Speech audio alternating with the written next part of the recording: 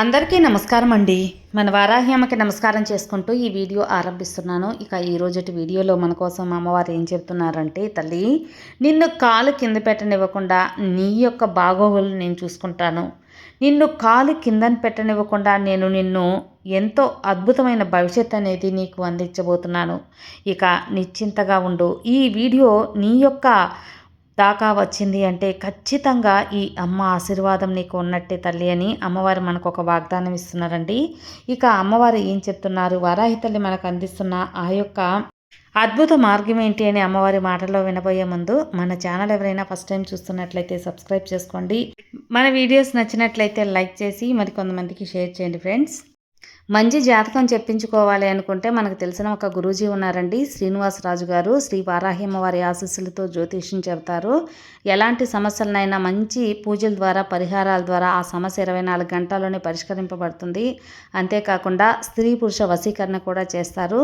విద్య, ఉద్యోగం, వ్యాపారం, రాజకీయ సమస్యలు, సంతాన సమస్యలు, భార్యాభర్త మధ్య గొడవలు ఇవన్నీ కూడా ప్రాబ్లమ్స్ని సాల్వ్ చేస్తారు. అంతేకాకుండా జాతకంలో దోషాల వల్ల పెళ్ళిళ్ళు ఆలస్యమవుతున్నా, ఉద్యోగం ఆలస్యమవుతున్నా, వాస్తు దోషాల వల్ల ఇంట్లో గొడవలు, డబ్బు నిలకడగా లేదు అనుకున్నా ఇవన్నిటికి కూడా గురువుగారు చేసే మంచి పూజల ద్వారా, పరిహారాల ద్వారా మీ సమస్య అయితే కనుమరుగైపోతుంది. మీరు నమ్మకంగా ఒక్కసారి గురువుగారికి కాంటాక్ట్ చేశారంటే మీ ప్రాబ్లం అయితే తీరిపోతుంది ఫ్రెండ్స్.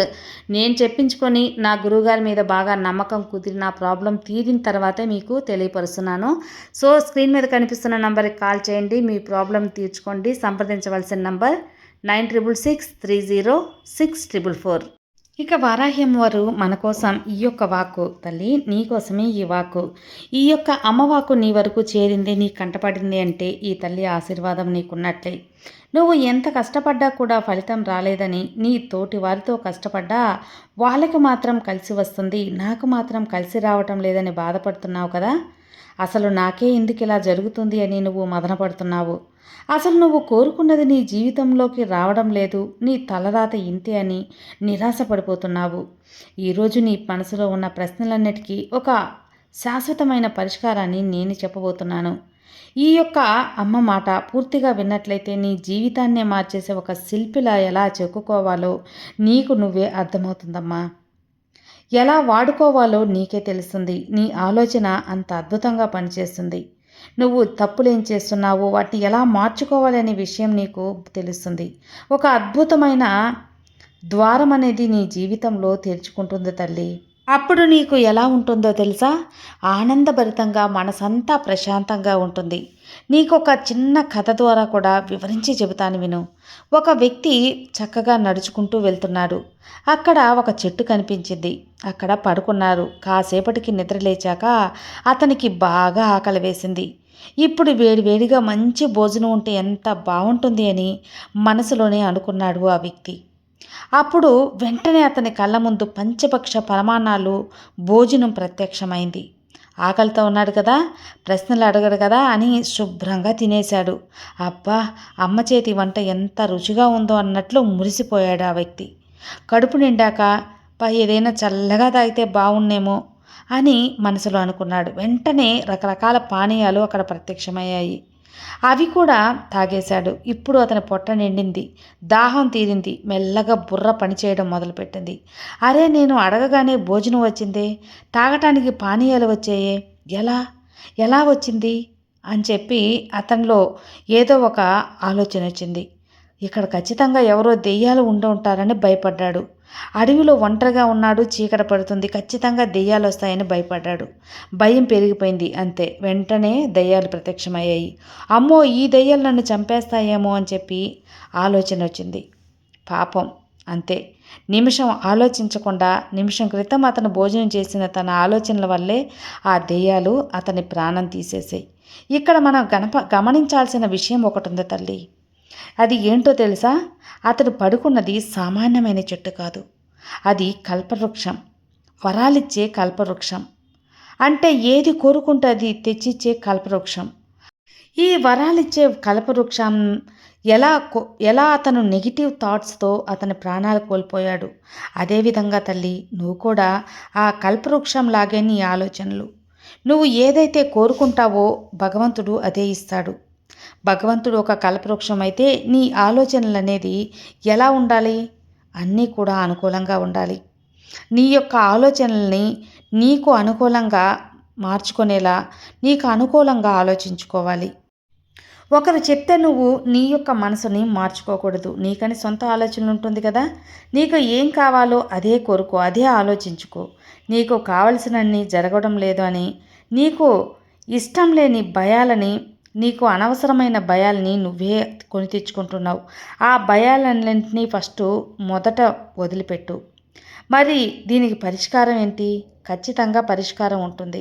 నీ భయాలే నీకు శత్రువుగా మారతాయమ్మా. కాబట్టి నీ జీవితం అనేది నువ్వే సృష్టించుకోవడానికి ఒక మార్గం అనేది ఈ అమ్మ చూపిస్తాను. నీకు 4 కోణాలు ఉండే ఒక వైపుకు తీసుకురావాలి అంటే నీ యొక్క శరీరం, నీ ఆలోచనలు అన్నీ కూడా ఒక విధంగా ఉండాలి. నీకు అనుకూలంగా మార్చుకోవాలి. అన్నిటినీ నీ దిశగా ప్రయాణించేలా చేసుకోవాలి. నువ్వు అనుకున్నట్లు జరిగి సత్తా అనేది నువ్వు సాధించుకోవాలంటే ఖచ్చితంగా నువ్వు సరైన దారిలో నడవాలి. అది ఖచ్చితంగా నీ భవిష్యత్తుకు మంచి దారి చూపిస్తుంది బిడ్డ. స్పష్టత కూడా ఏర్పరుస్తుంది. ఈ వారాహి తల్లి దగ్గర నువ్వు ఏదైతే కోరుకున్నావో అవన్నీ కూడా నేను ఖచ్చితంగా నీకు అందించే తీరుతాను. ఇక ఎదుటివారు ఎలా బ్రతుకుతున్నారో అలా బ్రతకాలని నువ్వు ఎప్పుడు కూడా వారిలా బ్రతకాలని చూడకు. భగవంతుడు నీకు ఏది ఇచ్చాడో అందులో సంతృప్తిపడు. ఏది నీకు అన్నం పెడుతుందో దాన్ని దైవంగా భావించు. ఏది నీకు నీడనిస్తుందో దాన్ని కోవెలుగా భావించు. ఏది నీకు మంచి నేర్పుతుందో దాన్ని నిరంతరం పూజించు. ఏది నీకు సంతోషాన్ని కలిగిస్తుందో నిత్యం దాన్ని ధ్యానించు. అప్పుడే నువ్వు గొప్పవాని అవుతావు. నీ మనసు కూడా తృప్తిగా ఉంటుంది. జీవితం అనేది అలాగే నీది తల్లి. ఆ జీవితం నీది, నువ్వే జీవించాలి. అందులో వచ్చే కళ నీదే, ఆ కళ కూడా నువ్వే కనాలి. ఆ జీవితంలో గమ్యం కూడా నీదే, ఆ గమ్యం కూడా చేరాల్సింది నువ్వే. కష్టం, శ్రమ, గెలుపు అన్నీ నీవే. పడితే లేవాలి, బాధ వస్తే దిగమింగాలి, గాయాన్ని దిగమింగాలి. ధైర్యం నీకు నువ్వే చెప్పుకోవాలి. ఇతరుల కోసం చోద్యం చూస్తూ ఉంటే నువ్వే ఎగతాళి పాలవుతావు. కాబట్టి ఎవరిని పట్టించుకోవద్దు. అన్నీ గమనిస్తూ ముందుకెళ్ళు. మంచి ఏది అని మాత్రం తెలుసుకో. ప్రపంచంలో బలమైనది ఇనుము, దాన్ని కట్ చేస్తుంది. ఇనుము కంటే బలమైనది అగ్ని, ఆ అగ్ని కరిగించేస్తుంది. అగ్ని కంటే బలమైనది నీరు, ఆ అగ్నిని ఆర్పేస్తుంది. నీరు కంటే బలమైన వాడు మనిషి తల్లి, ఆ నీటినే తాగేస్తాడు. మనిషి కంటే బలమైనది మరణం, ఇది మనిషికి ప్రాణాన్నే తీసేస్తుంది. పోయే ప్రాణాన్ని ఎప్పుడు పోతుందో నీకు తెలియదు. ఉన్నన్ని నాళ్ళు జీవితాన్ని ఆనందంగా జీవించు. నీ యొక్క సంకల్పాన్ని ఎలా మలుచుకొని దాన్ని విజయం వైపు ఎలా తీసుకెళ్లాలో చూడు. నీది మంచి వ్యక్తిత్వం ఉన్న మనసమ్మ. నువ్వు వెలుగుతున్న దీపం లాంటిదానివి. ఎందుకంటే దీపం గుడిసెలో ఉన్న భగవంతుని గుడిలో ఉన్న వెలుగునే ఇస్తుంది. కాబట్టి నీవే ఒక దీపంగా మారి నీ జీవితాన్ని వెలిగించుకో. నీ జీవితంలో నీ భవిష్యత్ అనేది నువ్వే రాసుకో. నీకు ఈ వారాహ్యమ్మ ఎప్పుడూ తోడుగా ఉంటుంది. కానీ ఎప్పుడు కూడా నీ జీవితం ముందా నీకే కదా పూర్తి అర్హత, నీకే కదా పూర్తి బాధ్యత. వెలిగే దీపం చుట్టూ చీకట ఉన్నట్టే ప్రతి విజయం వెనుక అందరికీ కనిపించని కష్టం ఉంటుంది. ఆ కష్టం నీకు వచ్చిందని దూరం వెళ్తే ఎలా? ఆ కష్టాన్ని దిగమింగు, కష్టాన్ని తట్టుకో. ఆ తట్టుకున్న దాని తర్వాత వచ్చే గెలుపు ఎంతో ఆనందాన్ని ఇస్తుంది, నీకు ధైర్యాన్ని ఇస్తుంది, మనస్సు ఎంతో హాయిగా ఉంటుంది. నిన్ను నువ్వు నిరూపించుకునే, నీ విలువ నువ్వు పెంచుకునే ఒక ధైర్యాన్ని కూడా ఇస్తుంది తల్లి. అందుకే చెబుతున్నాను ఇంత దూరం. నీ జీవితంలో పండుగ లాంటి సంతోషం నేను తెచ్చిపెడతాను కదా, ఆనందాలను నేను తీసుకొస్తాను నీ జీవితంలోకి. కాబట్టి నిశ్చింతగా ఉండు. ఈ వారాహ్యమ్మ నీకు ఎప్పుడు కూడా మంచి ఆరోగ్యాన్ని, అలాగే ఆనందాన్ని, నీ భవిష్యత్తుని ప్రేమించే వ్యక్తిని కూడా నీకు అందిస్తాను. ఇక నువ్వు నిశ్చింతగా ఉండు. నువ్వు ఎప్పుడు కూడా ఒక విషయాన్ని దూరం చేసుకోవాలి. అది ఏంటో తెలుసా? కోపం. ఆ ఒక్క కోపం నీకు శత్రువుగా మారకముందే దాన్ని దూరంగా ఉంచు. తప్పకుండా ఆ కోపం పక్కన పెడితే నీ జీవితం బంగారంలా ఉంటుంది. బిడ్డ, ఒక్కసారి ఆలోచించు. అనవసరంగా కోపం వస్తే నిన్నే దహించి వేస్తుంది. నీ కోపం ఇతరుల మీద చూపిస్తే ఇతర బంధాలు దూరం అయిపోతాయి. నీ మీద నువ్వు చూపించుకుంటే నీ మనశ్శాంతి దూరం అయిపోతుంది. నీ చుట్టూ ఉన్నాళ్ళు నీ దగ్గర లేక, నీ మనశ్శాంతి నీ దగ్గర లేక అప్పుడు నువ్వు ఎందుకు చెప్పు బ్రతికేది? నువ్వు ఎందుకు చెప్పు, ఎలా చెప్పు సంతోషంగా ఉండేది? అందుకే ఆ కోపాన్ని పక్కన పెట్టు. కోపం అనేది మనిషి నాశనానికి దారితీస్తుంది. కోపంలో నిర్ణయాలు తీసుకోకు. కోపంలో ఎప్పుడు కూడా నువ్వు ఇతరులను ఒక మాట అనకు, నిర్ణయాలు తీసుకోవద్దు. అలాగే ఒక మాట అనేది దూషించొద్దు. అప్పుడు ఎన్ని మాట్లాడేస్తే తర్వాత దాన్ని సరిదిద్దుకోలేవు.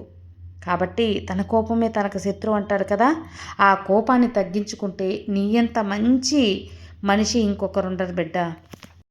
ఇక నీ జీవితంలో నువ్వు సక్సెస్ కావాలని చాలా ఆరాటపడుతున్నావు కదా. దానికి కొన్ని రహస్యాలు కూడా నీకు చెబుతానమ్మా. ఆ రహస్యాలు విన్నాక నీకే అర్థమవుతుంది. గెలుపు అనేది ప్రతి మనిషి జీవితంలో ఎంతో ముఖ్యమైనది. ప్రతి ఒక్కరు కూడా జీవితంలో ఏదో ఒక సమయంలో గెలవాలని కోరుకుంటారు. కానీ గెలుపు అనేది ఒక్కసారిగా రాదు బిడ్డ. దాని వెనుక కష్టం, పట్టుదల, సహనం, విశ్వాసం అన్నీ ఉండాలి. ఒక చిన్న విత్తనం ఎలా పెద్ద వృక్షంగా ఎదగడానికి సమయం పడుతుందో అదేవిధంగా నువ్వు కూడా నీ జీవితంలో మంచిగా ఎదగటానికి సమయం పడుతుంది. కానీ ఫలితాన్ని ఇస్తుంది. ఓపికగా ఉండాలి, ఎదురు చూడాలి, కష్టపడాలి. ఓటమి అనేది గెలుపుకు మొదట మెట్టు అని తెలుసుకో.